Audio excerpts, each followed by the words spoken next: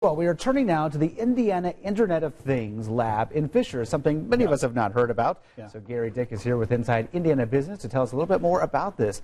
What exactly is this thing? And that is the great question. What is the Internet of Things, Matt? Everyone is asking it, but it is something, it's going to be an industry essentially that's going to be in the trillions and trillions of dollars over the next number of years.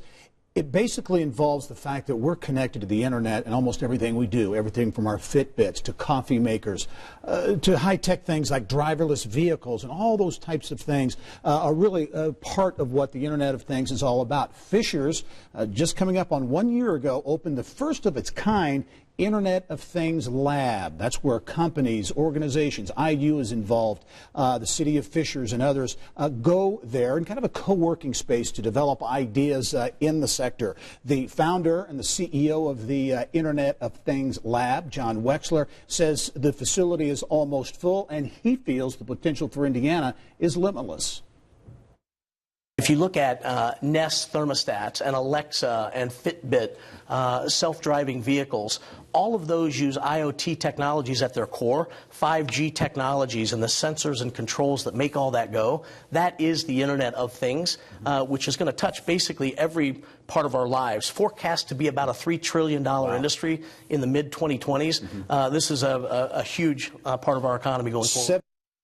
So again, Wexler, he and others say Indiana makes things, moves things, and grows things. So we're perfectly positioned for the IoT revolution. $3 trillion. That is impressive to think about. It's a lot of zeros out there. And speaking of zeros, big year for Cummins. I mean, they're really high up there as well in their numbers. Iconic Indiana company, great success story. Started as a little diesel engine company that could in Columbus many years ago, actually 100 years ago.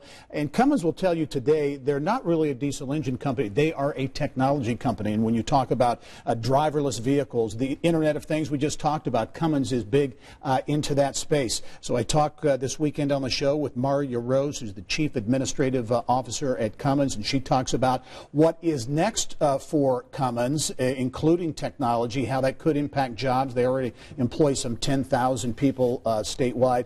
And she also makes a statement of why Cummins is among those companies really promoting and supporting bias crimes legislation at the State House. It's interesting to see that. I know they just had their new headquarters open recently downtown Indianapolis, along with Columbus. So a lot going on with Cummins. One way we can be Indiana proud of that in the Internet of Things. Gerry, thank you so much. You can learn much more about all this on Inside Indiana Business. It is Sunday right here at 11 o'clock, only on Channel 13, right after Meet the Press.